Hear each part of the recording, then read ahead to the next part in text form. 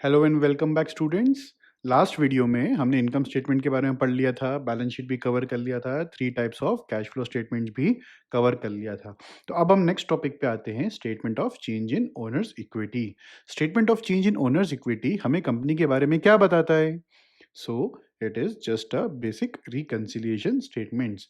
मतलब कि in the beginning of the year आपके ओनर का कितना पैसा लगा था and at the end of the financial year अभी पैसा कितना हो गया है। ठीक है। सपोज करो कि ओनर ने 50 करोड़ रुपए लगाए हुए थे। इस साल कंपनी ने प्रॉफिट कमाया 5 करोड़ का, तो ओनर्स इक्विटी 5 करोड़ से बढ़ गई। बट फिर जो कंपनी ने डिविडेंड बांटा अपने शेयर होल्डर्स को या इन्वेस्टर्स को, तो उससे फिर से ओनर्स इक्विटी कम हो जाएगी। ठीक है। फिर समझ लो कि अगर कोई न्यू शेयर इशू किए कंपनी ने, तो फिर से ओनर्स इक्विटी बढ़ जाएगी। बट अगर कंपनी ने मार्केट से शेयर्स बायबैक किए, तो फिर से ओनर्स इक्विटी कम हो जाएगी। So statement of change in owners equity हमें बता रहा है कि ओपनिंग एंड क्लोजिंग बैलेंस आ कहां से रहा है, ओनर का फाइनेंशियल ईयर की स्टार्टिंग में कितना पैसा था एंड एंड में कितना पैसा था। ठीक है। आई होप आपको ये अच्छे से क्लियर हो गया होगा। नेक्स्ट टॉपिक पे हम आते हैं, जिसको हम बोलते हैं फुटनोट्स। तो फुटनोट्स क्या होते हैं? Assumptions and principles used to prepare the financial statements. मतलब कि फुटनोट्स में मिलता है basis of preparation of financial statements. मतलब जो भी फाइनेंशियल स्टेटमेंट्स प्रिपेयर करे हैं कंपनी ने, वो किस बेसिस पे करे हैं, ये चीजें हमें मिलती है फुटनोट से।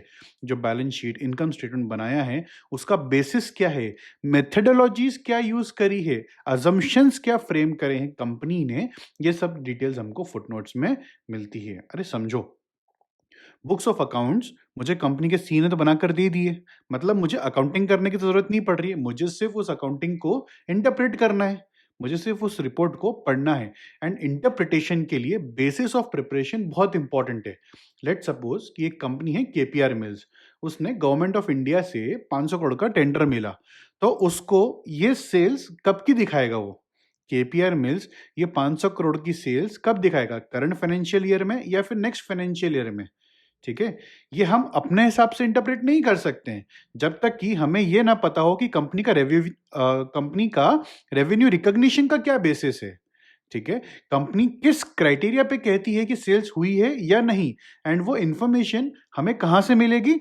वो इंफॉर्मेशन हमें मिलती है फुटनोट्स से। ठीक है। जैसे अगर मैंने एक मशीन खरीदी, ठीक है, हमारे पास एक मशीन है, वो मशीन को डेप्रिशिएट कैसे कर रहा है? वो स्ट्रेट लाइन से कर रहा है, डिमिनिशिंग से कर रहा है, ये कैसे पता चलेगा? ये हमें पता चलता है फुटनोट से। आपकी इन्वेंट्री की कॉस्टिंग क्या है, तो कंपनी उस कॉस्टिंग के लिए क्या मेथोडोलॉजी यूज कर रही है, लीफो, फीफो, एवरेज वेटेड, कई सारी मेथड्स होती हैं, तो वो सब मेथोडोलॉजीज कहां से पता चलेगी? फुटनोट से। यहाँ एक बात समझ रहे हैं कि मार्केट से कोई भी इंफॉर्मेशन आ रही है, उसको मैं फाइनेंशियल टर्म्स में इंटीग्रेट कैसे करूंगा? हमें वो बेसिस ऑफ प्रिपरेशन क्लियर होना चाहिए, और वो क्लियर होता है फुटनोट से। ठीक है। आई होप आपको फुटनोट्स अच्छे से समझ में आए होंगे, है ना। अब हम लास्ट टॉपिक पे आते हैं, जिसको हम लोग बोल रहे हैं सप्लीमेंट्री स्केड्यूल। ठीक है। तो फाइनेंशियल इन रिपोर्ट्स का लास्ट टॉपिक है हमारा सप्लीमेंट्री स्केड्यूल। तो what we get into schedules? Consider your balance sheet income statement as your marksheet, जो आपको ये बता रहे हैं कि आपको अकाउंट्स में फॉर एग्जांपल 75 मार्क्स आए, पर इसमें क्या आपको यह पता चल रहा है कि कौन से क्वेश्चन में आपको कितने मार्क्स मिले? समझ लो क्वेश्चन नंबर जो 1 था वो 6 मार्क्स का था, उसमें से आपको 6 में से 3 मिले या 4 मिले। आपको वो बाइफरकेशन कहीं मिल रहा है क्या कि आपको 75 मार्क्स आ गए? ये तो बता दिया मार्कशीट ने, बट वो बाइफरकेशन पता चल रहा है कि यूनिट क्वेश्चन नंबर 1 में कितने हैं, क्वेश्चन 2 में कितने हैं, या चैप्टर 1 में कितने आए थे, या चैप्टर 2 में कितने हैं? अगर आपको ये देखना है कि किस यूनिट में या किस चैप्टर में या किस क्वेश्चन में आपको कितने मार्क्स आए हैं, तो आपको अपनी आंसर शीट खोल के देखना पड़ेगी। इस पर्टिकुलर क्वेश्चन में फॉर एग्जाम्पल कि इस पर्टिकुलर क्वेश्चन में मुझे इतने मार्क्स मिला है, तो वो आंसर शीट खोल के ही आपको पता चलेगा कि एग्जैक्टली आपके जो 75 मार्क्स का बाइफरकेशन है वो किस तरह से आया। उसी तरह से आपको बैलेंस शीट में दिया है टेंजिबल एसेट्स 20 करोड़ रुपए, मतलब कंपनी ने अपनी टेंजिबल एसेट्स को 20 करोड़ रुपए दिखाया है। अब ये 20 करोड़ का बाइफरकेशन कहां मिलेगा कि बिल्डिंग कितने की है, लैंड कितने की है, फर्नीचर कितने का है? ये सब तमाम जो ब्रेकअप्स है, ये सब हमको मिलते हैं सप्लीमेंट्री स्केड्यूल में। ठीक है। हर बैलेंस शीट इनकम स्टेटमेंट्स के आगे आपको एक रेफरेंस नंबर लिखा होता है। सप्लीमेंट्री स्केड्यूल का, ठीक है? जिसमें आपको ये पूरा बाइफरकेशन मिलता है, जिससे आपको ये पता चलता है कि अगर टेंजिबल एसेट्स 20 करोड़ की है, तो ये कैलकुलेशन कहाँ से आया है? इस कैलकुलेशन के इंटरनल कंपोनेंट्स क्या-क्या हैं? आपको दे दिया टोटल बोरोइंग इतना है कंपनी का, ठीक है? अब आपको देखना है कि सिक्योर्ड लोन्स कितना है? उस टोटल बोरोइंग्स में से कितना सिक्योर्ड लोन्स है, कितना अनसिक्योर्ड लोन्स है, अच्छा वो जो लोन मिला है वो किस रेट ऑफ इंटरेस्ट पे मिला है, ये सब जानकारी आपको सप्लीमेंट्री शेड्यूल में ही मिलती है, ठीक है? रेवेन्यू दिया, आपको कंपनी ने रेवेन्यू दे दिया, उस रेवेन्यू में इंटरनेशनल रेवेन्यू कितना है, डोमेस्टिक रेवेन्यू कितना है, किस प्रोडक्ट से कितना रेवेन्यू जनरेट हो रहा है, ये सारा ब्रेकअप भी आपको सप्लीमेंट्री शेड्यूल में मिल जाएगा, ठीक है? एज एन फाइनेंशियल एनालिस्ट मेरे लिए वो detailed information is very very important.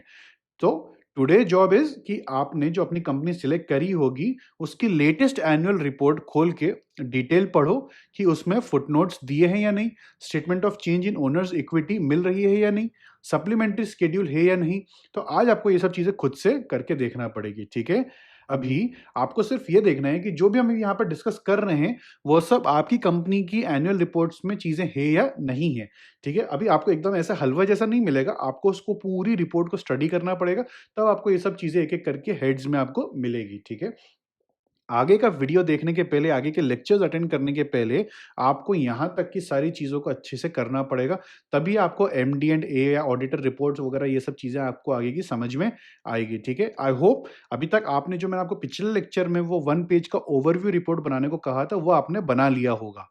ठीक है? सो अभी जो भी हम हर लेक्चर में जो भी हम यहाँ पे टास्क दे रहे हैं, वो टास्क आपको कंप्लीट करना है, उसके बाद ही आपको आगे बढ़ना है, वरना आपको फाइनेंशियल मॉडलिंग कुछ भी समझ में नहीं आएगा। क्लियर है? आई होप आपको अभी तक की सारी चीज़ें समझ में आई होगी। आई होप स्टूडेंट्स आपको यहाँ तक का सभी कंटेंट समझ में आया होगा। अगर आपको कुछ क्वेश्चंस या डाउट्स हैं तो आप लोग हमसे नीचे कमेंट बॉक्स में पूछ सकते हैं, और अगर आप हमारे इस कोर्स की लाइव क्लासेस अटेंड करना चाहते हैं या फिर आप हमारी प्रीमियम फैकल्टी से पढ़ना चाहते हैं या हमारा प्रॉपर पीपीटीज या नोट्स वगैरह आप लेना चाहते हैं, तो आप हमारी talentmarkacademy.com की वेबसाइट पर जाकर यहाँ पर ऑनलाइन कोर्सेज में आप क्लिक कर सकते हैं। यहाँ पर आपको हमारे फ्री कोर्सेज भी आपको पता चलेंगे और साथ ही साथ आपको हमारे फाइनेंशियल मॉडलिंग की लाइव क्लासेस भी आप यहाँ से अटेंड कर सकते हैं। So let's go with the next topic, MD and A report, management discussion and analysis report. So इस MD and A report से हमें क्या इन्फॉर्मेशन मिलती है, हम एक एग्जांपल से समझते हैं। Suppose I purchase 2 shares of Havells India, ठीक है? So now I am also the owners circle of the company, मतलब मैं भी कंपनी का एक ओनर बन चुका हूँ अब, ठीक है? But I don't get involve in companies day to day activities और डिसीजन मेकिंग्स, है ना? Then if not me, who takes the decision of the company, or who runs the company? Of course it's management, right? All the CFOs, CEO, MD, etc. are the people who take all the decisions of the company. So let's understand this. Owner ने पैसा लगाया, तो क्या objective था owner का पैसा लगाने का? इन अदर वर्ड्स, आप किसी कंपनी के शेयर्स क्यों खरीद रहे हो? आपका ऑब्जेक्टिव क्या है उसके शेयर्स खरीदने का? सिंपल सी बात है, हम सबके माइंड में एक ही चीज आती है, वेल्थ क्रिएशन, ठीक है? तो मैनेजमेंट क्यों काम कर रहा है? What is the objective behind management working for the company? It is again basic objective जिसको हम बोलते हैं सैलरी, ठीक है? So owner is putting money into business with a different objective, and management is managing money और the company with a different objective. Suppose I am a CEO of XYZ company and I have about 500 employees. अब मैंने को सोचा कि मैं चलो इस company को एक्सपांड करेगा, और अगले 2 साल में मैंने 200 से या 500 से 4000 एम्प्लॉइज रख लिया, ठीक है? So what does this expansion has brought to me as a CEO of the company? अगर मैं कंपनी का सीईओ हूं तो इस एक्सपेंशन से मुझे क्या बेनिफिट मिला, ठीक है? So definitely it will improve my professional experience, मेरा मार्केट में हा हल्ला हो जाएगा कि वायर अक्षत जिंदल ने या वायर अक्षत सर ने इतना बढ़िया किया, इन्होंने 200 से 4000 एम्प्लॉयज तक की कंपनी बना ली, इतना ग्रो कर लिया, ऐसा वैसा बहुत बढ़िया हो जाएगा, ठीक है? मेरी सैलरी इंप्रूव हो जाएगी, मुझे कई सारी पर्क्स मिलेगी कंपनी से, कई सारे एक्स्ट्रा फैसिलिटीज वगैरह सब चीज़ें मुझे मिलेगा। बट कंपनी का शुरू का 2 साल तो बढ़िया चला, बट अगला जो 2 साल निकला उसमें कंपनी को भयानक लॉसेस होने लगा, और उसका रीजन भी यही एक्सपांशन था। अब ये बताओ कि वो जो लॉसेस हैं वो कौन बियर कर रहा है? क्या वो मैं बियर करूंगा as a CEO of the company? नहीं, ठीक है? सो वो लॉसेस कौन बियर कर रहा है? तो वो लॉसेस बियर होते हैं ओनर्स के। मतलब ओनर्स जो हैं वो लॉसेस बियर करते हैं, ठीक है। तो मैनेजमेंट की जेब से क्या गया? मैनेजमेंट की जेब से कुछ भी नहीं गया। In both the conditions management is in win win situation, ठीक है। So it's important that management takes the decision in the best interest of the owners. समझ गए? डिसीजन मेकिंग भले ही मैनेजमेंट के पास है बट पैसा तो ओनर का ही लगा हुआ है। So how can a owner make sure that management will take the decision in owners best interest? हम एक यहाँ पे एक नई टर्म समझते हैं जिसको हम बोलते हैं बोर्ड ऑफ डायरेक्टर्स। तो बोर्ड ऑफ डायरेक्टर्स क्या करते हैं? बोर्ड ऑफ डायरेक्टर्स यही चीज का देख रेख करते हैं कि भैया जो भी मैनेजमेंट डिसीजन ले वो ओनर्स के हित में ही होना चाहिए, ठीक है। आप that means board of directors are representatives of the owner who takes care that the management is taking decision in best interest of owners, and the primary responsibility of these board members is to govern the management, ठीक है। मतलब इनका जो main primary objective है board of directors का वो क्या है? मैनेजमेंट को बताना कि कौन सा डिसीजन लेना है, क्यों लेना है, कैसे लेना है, ठीक है। That's why you also get corporate governance report, ठीक है, जिसके बारे में हम बाद में समझेंगे, ठीक है। सो अभी के लिए हमको ये समझना है कि जो बिजनेस स्ट्रक्चर होता है ना, it is divided into 3 layers. पहला होता है ओनर जिसने पैसा लगाया है, दूसरा होता है board of directors who are governing management of how to take decisions in best interest of owners, and तीसरे होते हैं management who are involved in day to day activities and decision making, ठीक है। सो whenever a management has to take a decision, they have to get approval from board of directors, and board of directors make sure that this decision should be in favor of owner, ठीक है। या फिर board of directors evaluate if this decision will benefit the owner or not. I hope आपको अभी तक की सारी चीजें अच्छी से क्लियर हो गई है। But now a new question arises कि how does the board of directors represent the owners interest? So जब भी अगर कभी कभी ऐसा भी होगा कि मैनेजमेंट और बोर्ड ऑफ डायरेक्टर्स दोनों मिल जाएं, अगर ये दोनों मिलके काम करेंगे तो जाहिर सी बात है ओनर को साइडलाइन कर देंगे।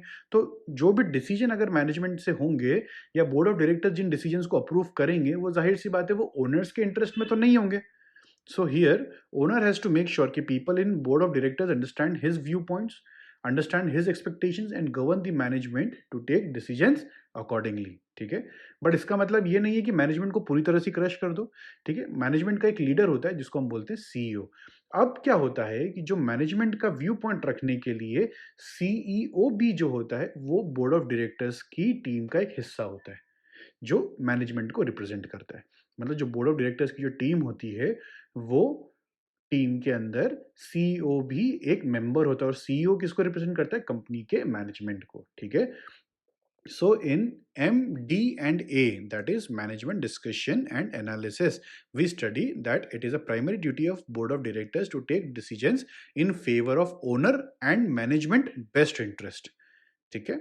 Management gives you a review of past performance of the company, है ना। मैनेजमेंट आपको बताएगा या मैनेजमेंट बोर्ड ऑफ डायरेक्टर्स को या ओनर्स को बताता है कि उसने पास्ट में कैसा परफॉर्म किया, ठीक है। लास्ट ईयर सेल्स बढ़ी तो क्यों बढ़ी, कम हुई तो क्यों हुई। M D and A segment में आपको कंपनी का पूरा पास्ट परफॉर्मेंस मिल जाएगा कि कंपनी ने पास्ट में कब अच्छा परफॉर्म किया, अच्छा परफॉर्म किया तो क्यों अच्छा परफॉर्म किया, अगर खराब परफॉर्म किया तो क्यों खराब परफॉर्म किया, ठीक है। इंटरनल फैक्टर्स कौन से थे, एक्सटर्नल फैक्टर्स कौन से थे, ये सब चीजें जो है आपको इसमें मिलेगा, ठीक है। So for a company like example upon ITC का ले लेते हैं। वी से कि सिगरेट्स का कितना रेवेन्यू आया है, सेल्स रेवेन्यू बढ़ा है या घटा है, ठीक है। होटल इंडस्ट्री से आईटीसी को कितना रेवेन्यू जनरेट हुआ है, क्योंकि आईटीसी के होटल्स भी तो है, ठीक है। उसके अलावा आईटीसी के जो दूसरा प्रोडक्ट लाइन है उन प्रोडक्ट लाइन से कितना जनरेट हुआ है रेवेन्यूज को, ठीक है।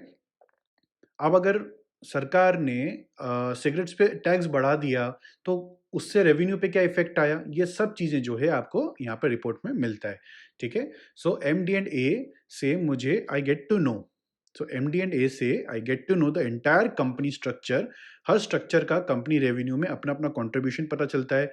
एंड व्हेन कंपनी टेल्स कि पिछले साल और इस साल में सेल्स कब बढ़ी और क्यों बढ़ी, तो company mentions the reason also. और वो जो रीजन होता है ना, उस रीजन को हम लोग की ड्राइवर्स बोलते हैं, ठीक है। क्योंकि उस रीजन का जो जस्टिफिकेशन है ना उसको हम लोग की ड्राइवर बोलते हैं। That is very important. अभी की ड्राइवर को हम लोग अच्छे से समझते हैं। जो की ड्राइवर जो होता है ना, 2 प्रकार का होता है। एक होता है रेवेन्यू ड्राइवर और एक होता है ऑपरेटिंग ड्राइवर, ठीक है? यहाँ रेवेन्यू ड्राइवर क्या हो गया? All those reasons that affect sales, जो भी सेल्स में डायरेक्टली इनडायरेक्टली अफेक्ट करते हैं, उसको हम लोग रेवेन्यू ड्राइवर्स बोलते हैं। एग्ज़ाम्पल से इस एमडी&ए रिपोर्ट बोल रही है कि पिछले साल से इस साल में सेल्स डिक्रीज़ हो गए, क्योंकि हमारे प्रोडक्ट पे जीएसटी बढ़ गया। सो एज़ एन एनालिस्ट मुझे ये समझ आता है कि जीएसटी से मेरी कंपनी के सेल्स पे इफ़ेक्ट आता है। तो मुझे वो जीएसटी का हिसाब-किताब रखना पड़ता है कि अभी हमारा प्रोडक्ट जो है वो 12% में चल रहा है, 12 से वो 18 कब हो जाता है, और अगर 18 से वो 12 हो जाता है तो क्या इफ़ेक्ट आता है हमारी सेल्स पे, ठीक है? सपोज़ एक और एग्ज़ाम्पल हम ऑटोमोबाइल इंडस्ट्री का ले लेते हैं। तो ऑटोमोबाइल इंडस्ट्री बोल रही है कि एंटायर कंट्री की जीडीपी ऊपर जा रही है, इसलिए हमारी सेल्स ऊपर गई। ठीक है? और अगर कोविड सिचुएशन हो गई, तो अभी जैसा आप सबने पता है कि कोविड सिचुएशंस हुई थी, तो उसकी वजह से सभी की सेल्स एकदम डिक्रीज़ हो गई थी। बट ऑटोमोबाइल बोल रही है कि कोविड की वजह से हमारी सेल जो है स्काई रॉकेट हो गई, क्योंकि लोग पब्लिक ट्रांसपोर्ट में ट्रैवल करना नहीं पसंद कर रहे थे, उनको सेफ फील नहीं हो रहा था, safety in the sense of health, ठीक है? सो यहाँ पर हेल्थ सेफ्टी उनको नहीं मेजर कर पा रहे थे, तो इसलिए लोगों ने क्या करा, अपनी-अपनी पर्सनल कार्स खरीदना ज़्यादा अच्छा समझा, ठीक है? इसीलिए कोविड सिचुएशंस की वजह से ऑटोमोबाइल इंडस्ट्री की सेल्स एकदम स्काई रॉकेट हो गई थी। So these factors like GDP और covid situations also affect the sales of my automobile business. So मुझे ये एक एरिया को हमेशा नज़र करना पड़ेगा, अगर मेरा ऑटोमोबाइल सेक्टर में इन्वेस्टमेंट या इक्विटी मैनेजमेंट, इक्विटी अगर इक्विटी इन्वेस्टमेंट है या उसका प्लानिंग चल रहा है तो। सो एज एन एनालिस्ट मुझे इस ऑटोमोबाइल इंडस्ट्री के इन फैक्टर्स को भी मुझे अच्छे से स्टडी करना पड़ेगा। इन रेवेन्यू की ड्राइवर्स जो अभी हम समझ रहे हैं, उसको भी 2 प्रकार से हम डिवाइड कर सकते हैं। एक होता है इंटरनल और एक होता है एक्सटर्नल। अब एक और किसी कंपनी का एग्ज़ाम्पल लेते हैं, समझ लो हम पीवीआर का एग्ज़ाम्पल ले रहे हैं, ठीक है? सो पीवीआर की सेल्स बढ़ी क्योंकि उन्होंने अपनी 50 न्यू स्क्रीन्स ऐड करी। तो ये तो this is a internal factor, ठीक है? ये कंपनी के कंट्रोल में था, ठीक है? सपोज़ पिछले साल 5-6 ब्लॉकबस्टर फ़िल्म्स आ गई, बाहुबली जैसी ब्लॉकबस्टर फ़िल्म्स आ गई हैं, तो उसकी वजह से इनकी और सेल्स बढ़ी। बट क्या ये 5-6 ब्लॉकबस्टर फ़िल्म्स लाना, क्या ये पीवीआर के कंट्रोल में है? नहीं। सो इसीलिए इसको हम लोग एक्सटर्नल फैक्टर्स बोलते हैं, ठीक है? क्योंकि ये कंपनी के इसमें कंट्रोल में नहीं रहता है। लेट्स से एक ऑटोमोबाइल कंपनी बोलती है हमारा प्रॉफिट मार्जिन इम्प्रूव हो गया। अब क्यों इम्प्रूव हो गया? क्योंकि पेट्रोल कॉस्ट कम होने से 2 चीज़ें हुई, एक तो गाड़ी का जो ट्रांसपोर्टेशन कॉस्ट था, हमें वो बचा, वो कम हो गया, तो उससे हमारी प्रॉफिटेबिलिटी बढ़ गई। दूसरा, पेट्रोल कॉस्ट कम होने से लोगों ने टू व्हीलर से ज़्यादा फोर व्हीलर खरीदना सही समझा, इसलिए हमारी सेल्स अच्छी खासी ग्रो हो गई यहाँ पर। So as an analyst we need to understand how company is performing, उस कंपनी के की ड्राइवर्स क्या हैं जो कंपनी के परफॉर्मेंस को डायरेक्टली या इनडायरेक्टली इफ़ेक्ट कर रहे हैं, ठीक है? Management in M D and A report gives you a outlook, है ना? अभी जैसे हम लोग अभी तक जो समझ रहे थे वो पास्ट परफॉर्मेंस को समझ रहे थे कि पास्ट परफॉर्मेंस कंपनी का क्यों हुआ, कैसे हुआ, उसके की ड्राइवर्स क्या थे। अब हम समझ रहे हैं फ्यूचर प्रोजेक्शन, जिसको हम लोग आउटलुक बोलेंगे, ठीक है? अगर कंपनी अपने फ्यूचर प्रोजेक्शंस भी दे रही है इसी रिपोर्ट में, एम-डी-एन रिपोर्ट में कंपनी अपनी फ्यूचर प्रोजेक्शंस भी बता रही है। तो कंपनी के मैनेजमेंट का ऐसा कहना है कि सेल्स 10% से बढ़ेगी या 40% से बढ़ेगी। तो अगेन वहाँ पर उस रिपोर्ट में, एम-डी-एंड-ए रिपोर्ट में कोई ना कोई जस्टिफिकेशन भी मैनेजमेंट ने दिया होगा कि हमारी सेल्स अगर 10% से बढ़ रही है या 40% से बढ़ रही है तो क्यों बढ़ेगी? ठीक है? May be the company is expanding, may be company अपना एक और फैक्ट्री खोल रही है या अपने और आउटलेट्स ओपन कर रही है मार्केट में, ठीक है? या मे बी द कंपनी की GDP, may be the countries GDP is growing etcetera, etcetera. कोई भी इंटरनल, एक्सटर्नल रीज़न्स हो सकते हैं फ्यूचर प्रोजेक्शंस के लिए, और उनके की ड्राइवर्स हमको यहाँ पर समझना ज़रूरी है। So the first report that we talked about was the company overview report. Second, we are talking about the company M D and A report.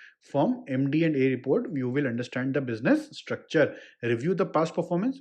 So what do you understand from MD&A report? So MD&A report, you can understand the business structure, review the past performance and its key drivers, and outlook the future performance and also its key drivers. ठीक है? So you have to create the summary report of MD&A report. ठीक है? I hope you have understood MD&A report. अगर आपको कुछ questions रहे तो आप लोग हमसे पूछ सकते हैं। आई होप स्टूडेंट्स आपको यहाँ तक का सभी कंटेंट समझ में आया होगा। अगर आपको कुछ क्वेश्चंस या डाउट्स हैं तो आप लोग हमसे नीचे कमेंट बॉक्स में पूछ सकते हैं।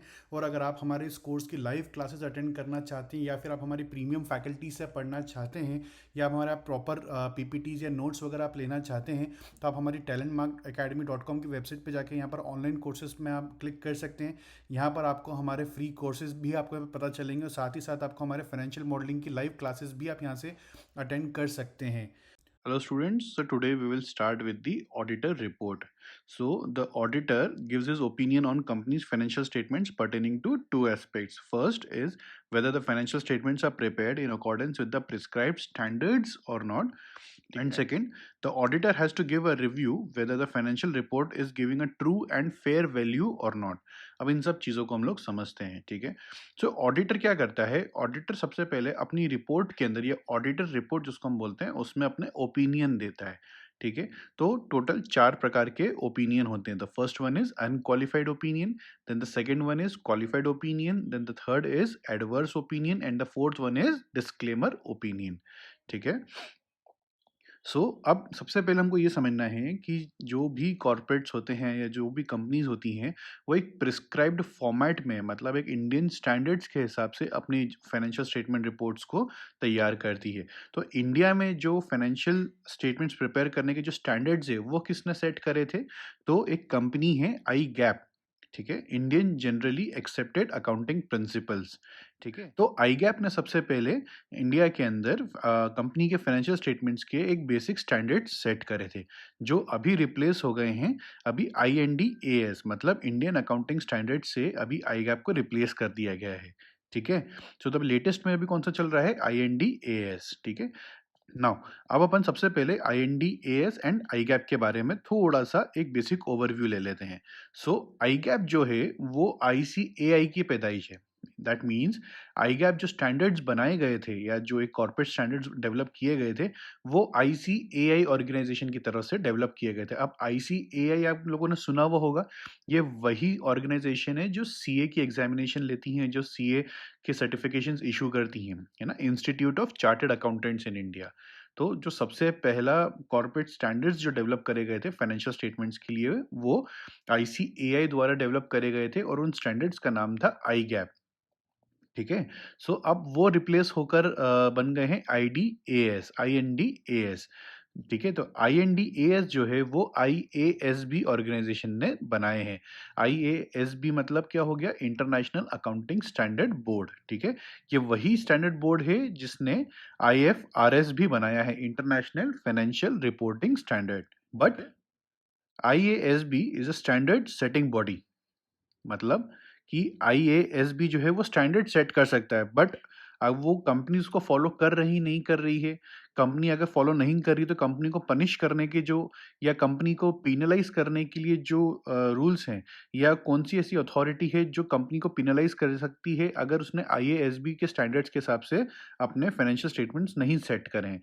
तो IASB जो है उसको हम लोग बोलते हैं standard setting body. But MCA जो है वो हमारा होता है regulating body. MCA is a regulating body. MCA मतलब क्या हो गया बच्चों, मिनिस्ट्री ऑफ कॉर्पोरेट अफेयर्स। तो ministry of corporate affairs in India can penalize a company if the company is not following the IASB standards, ठीक है। अब मुझे सबसे पहला क्वेश्चन ये आता है हमारे मन में कि कौन बताएगा MCA को कि ये कंपनी ने या XYZ कंपनी ने अपनी जो रिपोर्ट्स है वो IASB के हिसाब से नहीं बनाई है या फिर उन्होंने IASB के स्टैंडर्ड्स को फॉलो नहीं करा। तो अब यहाँ पर आता है CA का रोल। CA मतलब कौन हो गया, चार्टर्ड अकाउंटेंट्स, ठीक है। They are the only one who are authorised to audit the listed companies in India. Audit करने का काम किसका होता है, ऑडिट करने का काम CA का होता है।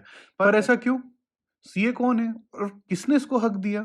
CA are the members of ICAI, मतलब ICAI परिवार के लोग कौन है, CA लोग हैं, ठीक है, जिन्होंने इंडिया में सबसे पहले आई गैप स्टैंडर्ड्स डेवलप करे थे जो कि बाद में IND-AS से रिप्लेस हुए, ठीक है। तो वो वहीं से ही प्रथा चली हुई आ रही है कि पहले भी CA ही ऑडिट करते थे और अभी भी CA ही ऑडिट कर रहे हैं। CA ऑडिट करके बताता है कि कोई भी कंपनी ICAI के स्टैंडर्ड्स के अकॉर्डिंग रिपोर्टिंग कर रही है या नहीं, and if no then they have the right to inform MCA. कई बार इंडिया में ऐसा भी होता है कि कंपनी के स्टैंडर्ड्स के हिसाब से अपनी रिपोर्ट्स तैयार भी कर देती है, पर फिर भी वो ट्रू एंड फेयर वैल्यू जरूरी नहीं कि बताती हो।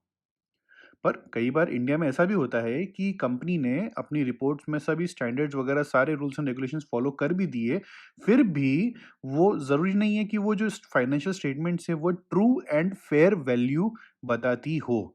ठीक है? तो यहाँ पर ये कैच को पकड़ने के लिए यहाँ पर सीए का काम आता है। तो सीए कंपनी के फाइनेंशियल रिपोर्ट्स को ऑडिट करता है उस इंडस्ट्री की बेस्ट प्रैक्टिसेस के हिसाब से। ठीक है? मैं एक बार फिर समझाता हूँ। तो सीए जब भी किसी कंपनी की फाइनेंशियल रिपोर्ट्स को ऑडिट करता है, तो वो उस इंडस्ट्री की बेस्ट प्रैक्टिसेस के हिसाब से ऑडिट करता है। ठीक है? इंडस्ट्री बेस्ट प्रैक्टिसेस से मतलब है कि सिमिलर टाइप की कंपनीज मार्केट में किसी भी पर्टिकुलर टाइप के ट्रांजैक्शन को क्या ट्रीटमेंट दे रही है ना? वही ट्रीटमेंट वो भी अपने रिपोर्ट्स में चेक करता है।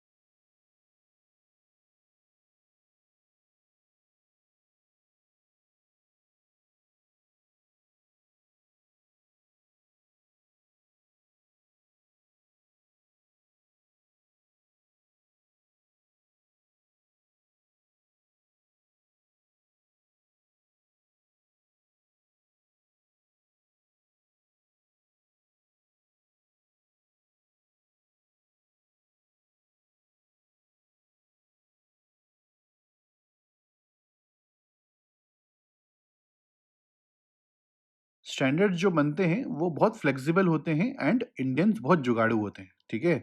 सो किसी एक टाइप के ट्रांजैक्शन को करने के मल्टीपल वेज हो सकते हैं एंड सारे ही वेज स्टैंडर्ड्स को कंप्लाई कर सकते हैं, बट इंडस्ट्री स्टैंडर्ड्स को कंप्लाई नहीं करेंगे। ठीक है? तो सीए एमसीए को रिपोर्ट कर सकता है ना? एग्जाम्पल देते हैं अपन। इट्स लाइक अगर मुझे मेरी इन्वेंटरी की कॉस्टिंग निकालनी है, तो इन्वेंटरी कॉस्ट कैलकुलेट करने के लिए मेरे पास मल्टीपल मेथड्स है। एक हो गया लीफो, एक हो गया फीफो, एक हो गया वेटेड एवरेज और एक्सेट्रा एक्सेट्रा। ठीक है? फिक्स्ड एसेट्स पर डेप्रिसिएशन चार्ज करना है तो फिक्स लाइन मेथड भी है और एक डिमिनिशिंग भी है। तो ये सब तो स्टैंडर्ड्स को कंप्लाई करते हैं। लीफो, फीफो, वेटेड एवरेज भी स्टैंडर्ड्स को कंप्लाई करते हैं। ठीक है? सपोज करो किसी कंपनी ने अपनी इन्वेंटरी की वैल्यूएशन फीफो के हिसाब से निकाली। ठीक है?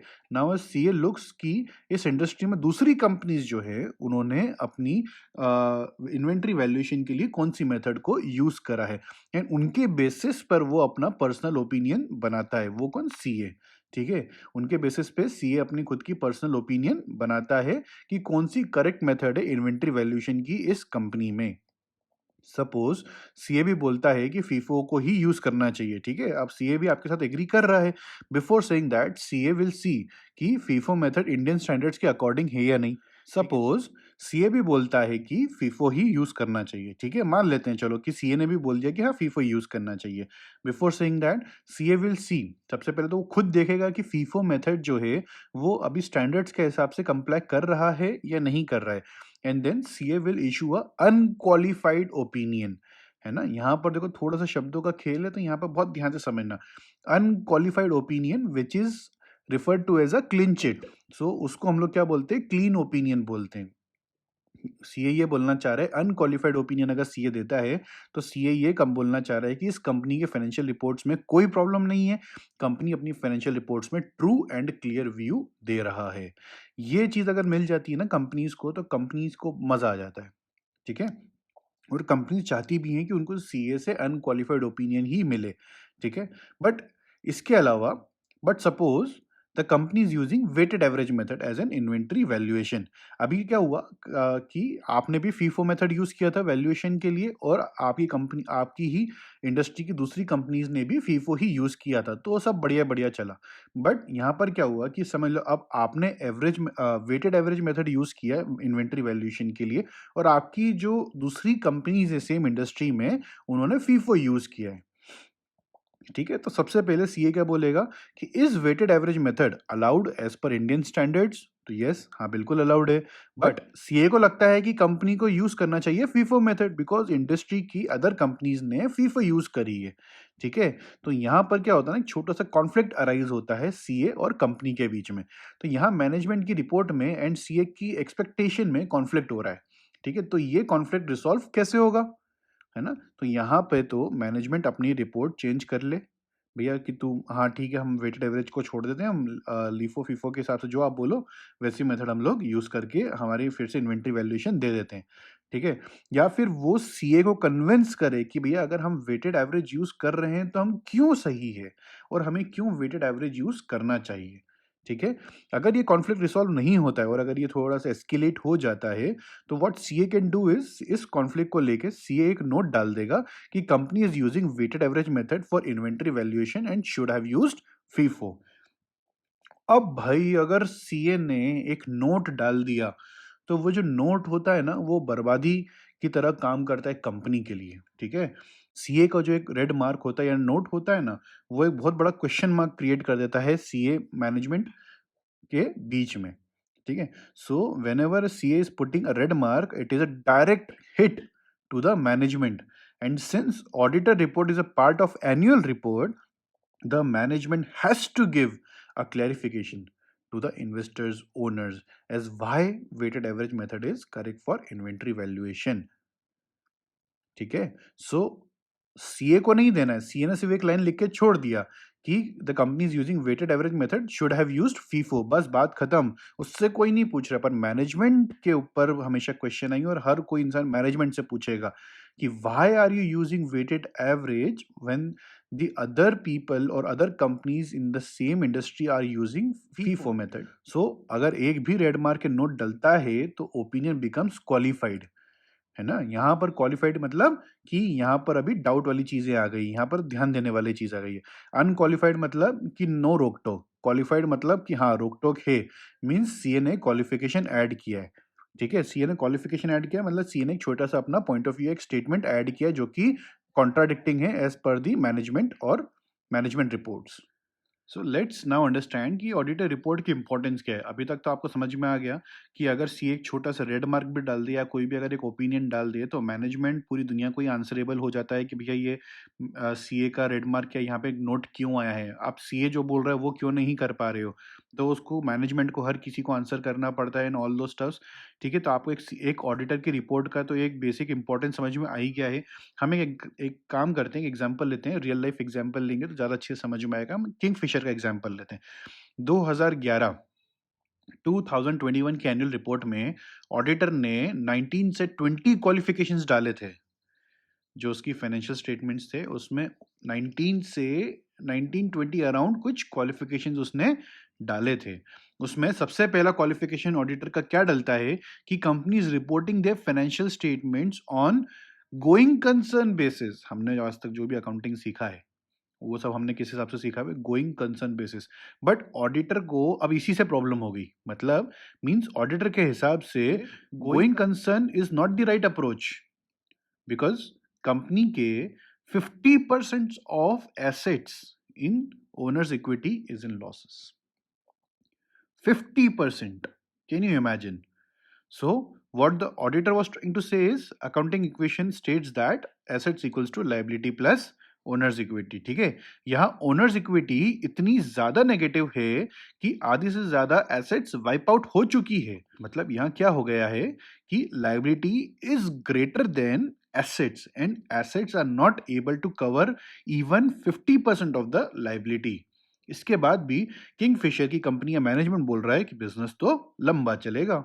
सो ऑडिटर का सोचना था कि मेथड ऑफ अकाउंटेबिलिटी चेंज करो, गोइंग कंसर्न के अलावा कोई दूसरी मेथड यूज कर लो, जैसे लिक्विडेशन, कॉन्ट्रैक्चुअल, कुछ भी दूसरी मेथड आप यूज करके इस बिजनेस को लंबा चलेगा या नहीं चलेगा इसको समझाओ, इसको आप प्रूफ करो, ठीक है? But not with the going concern basis.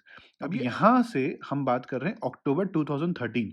तो अक्टूबर 2013 तक इस कंपनी के ऑपरेशंस क्लोज हो जाते हैं, मैक्सिमम ऑपरेशंस इसके क्लोज डाउन हो जाते हैं, समझ लो?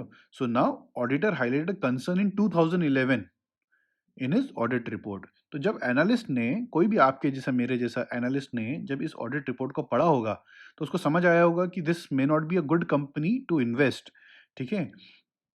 और जितने भी लोग जो एनालिसिस करते हैं उन लोगों ने तभी इस कंपनी से एग्जिट कर दिया होगा, तो उनका काफी पैसा बचा है। बट जो लोग इस ऑडिट रिपोर्ट को नहीं पढ़े उनका पैसा तो डूब गया। अब again this is a auditor opinion, ठीक है? अब इसको हम भगवान का शब्द नहीं है, भगवान का आदेश नहीं मान सकते, ठीक है? ज़रूरी नहीं है कि कंपनी बंद ही हो जाए या ऑडिटर बोल दे कि अनक्वालिफाइड ओपिनियन, इसका मतलब ये नहीं कि कंपनी में सब कुछ ही बढ़िया चल रहा हो, ठीक है? सो as an investor I should read the auditor report very carefully कि वो एग्ज़ैक्टली कौन से कंसर्न शो कर रहा है कंपनी के, ठीक है? सोचो अगर वो बोल रहा है कि मैनेजमेंट ट्रू इन्फॉर्मेशन नहीं दे रहा है, सोचो अगर ऑडिटर बोल रहा है कि मैनेजमेंट जो है कंपनी की ट्रू इन्फॉर्मेशन नहीं दे रहा है, तो क्या आप अपना पैसा दोगे कंपनी को? आप पैसा लगाओगे क्या उस कंपनी में? ठीक है? As a investor I will read the qualifications, अगर क्वालिफ़िकेशन छोटे-मोटे हुए तो ठीक है, चलो समझ में आता है कि हाँ ठीक है, ये सब तो चीज़ें एडजस्ट हो सकती है। बट अगर क्वालिफ़िकेशंस बड़े हैं, तो फिर उन क्वालिफ़िकेशंस को सबसे पहले हमको खुद को एनालिसिस करना पड़ेगा कि ये क्वालिफ़िकेशंस ऐसा तो नहीं है आगे जाके कंपनी को डुबा ही देंगे, ठीक है? तो the third here is disclaimer opinion. अब हम तीसरे पॉइंट पे आते हैं जिसका नाम है डिस्क्लेमर ओपिनियन, ठीक है? तो डिस्क्लेमर ओपिनियन वो होता है जिसमें ऑडिटर साइन तो कर देता है पर अपना ओपिनियन नहीं देता है। वो बोल देता है भैया मैं साइन कर देता हूँ पर मेरे को अपना ओपिनियन नहीं दूंगा मैं अपना, ठीक है? ऑडिटर से कि I am not able to frame any opinion whether this is a report is qualified और अनक्वालिफाइड, ठीक है? या तो पास या फेल। अब ये बीच में जो पिक्चर है ना, इसको हम लोग बोलते हैं डिस्क्लेमर ओपिनियन। मतलब कि ऑर्डर बोल रहा है कि मैं साइन कर रहा हूँ पर मेरे को पास है या फेल है इसका मेरे को कोई जवाब नहीं दे पा रहा हूँ क्योंकि मुझे अभी तक क्लियर नहीं हो पा रही ये चीज़ें, ठीक है? सो एज एन एनालिस्ट अगर डिस्क्लेमर ओपिनियन कंपनी के 2-3 साल से बना हुआ है तो हमें सबसे पहली फुर्सत में इस कंपनी से एग्जिट कर जाना चाहिए क्योंकि disclaimer opinion is very very close to qualified opinion. अब मैं ऐसा क्यों बोल रहा हूँ तो उसको थोड़ा सा समझते हैं। ऑडिटर को कोई क्वालिफिकेशन डालना चाह रहा है, समझ लो कि ऑडिटर कोई क्वालिफिकेशन डालना चाह रहा है पर मैनेजमेंट उसको अलाउ नहीं कर रहा है क्योंकि मैनेजमेंट बोल रहा है अगर तूने क्वालिफिकेशन डाला तो हम तेरा से ये बिजनेस लेके किसी और सीए को दे देंगे, ठीक है? तो अब ऑडिटर क्या करे? अगर अनक्वालिफाइड दे दिया, अगर उसने फाइनेंशियल स्टेटमेंट्स अनक्वालिफाइड ओपिनियन दे दिया तो प्रोफेशनल एथिक्स के अगेंस्ट हो जाएगा और क्वालिफाइड दे दिया तो मैनेजमेंट से पंगा हो जाएगा, ठीक है? इसलिए वो डिस्क्लेमर डाल देता है। डिस्क्लेमर मतलब मैं साइन कर देता हूँ पर मैं अपना कोई ओपिनियन नहीं दे रहा हूँ कि ये सही है या गलत है, ठीक है? So the third comes is adverse opinion, जहां ऑडिटर रिफ्यूज कर देता है सिग्नेचर करने में, ठीक है? अब इसके बाद आता है और भी बेकार चीज जिसको हम लोग बोलते हैं एडवर्स ओपिनियन। तो fourth point is adverse opinion, जहां auditor refuses to put his signature on the report. समझो कि कोई झोलझाल वाली रिपोर्ट है, ऑडिटर ने सिग्नेचर करने से मना कर दिया, तो कंपनी क्या करेगी? कंपनी दूसरे सीए के पास जाएगी और उससे ऑडिट रिपोर्ट साइन करा लेगी। दूसरा सीए कर भी दे शायद, क्योंकि उसको बोल रहा मेरे को तो फीस मिल रही है, मेरे को क्या करना, कंपनी कौन सी रोज रोज मेरे पास आ रही है। तो उस केस में आपको पुराना ऑडिटर जिसने एडवर्स ओपिनियन दिया था उसकी रिपोर्ट कहाँ मिलेगी?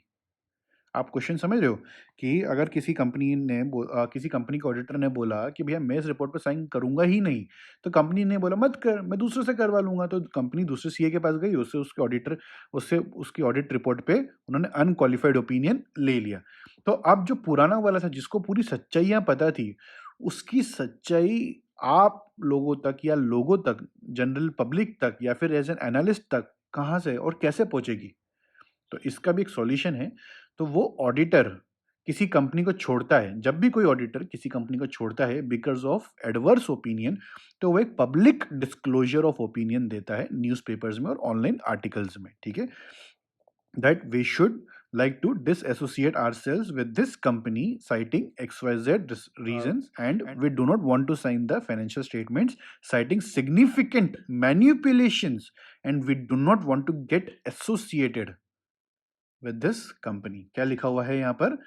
We would like to disassociate ourselves with this company citing XYZ reasons, and we do not want to sign the financial statements citing significant manipulations, and we do not want to get associated with this company। समझ में आया कि नहीं आया?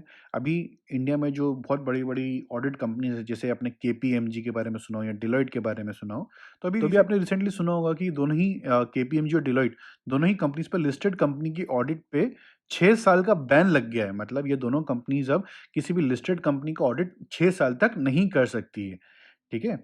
वो कुछ IL&FS का कुछ केस हुआ था, ठीक है? आईएलएफएस जो है वो शायद infrastructure leasing and financing service company है, ठीक है? तो अब इसका पूरा केस हम क्लासरूम में ऑलरेडी डिस्कस चुके हैं, क्लासरूम कोर्स के अंदर हम इस पूरे मुद्दे को डिस्कस कर चुके हैं, ठीक है?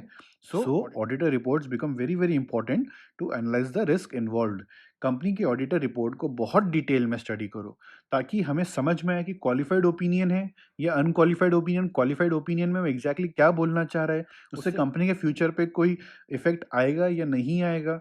डिस्क्लेमर या एडवर्स ओपिनियन तो नहीं है। ऑडिटर रिपोर्ट्स में अगर एनेक्सर्स अटैच्ड होते हैं, तो वो एनेक्सर्स को भी मुझे हर चीज़ को ध्यान से पढ़ना होता है, ताकि मुझे समझ में आए कि एक ऑडिटर अगर मेरे को एक क्वालिफाइड ओपिनियन दे रहा है, तो उस ओपिनियन में वो कहना क्या चाह रहा है।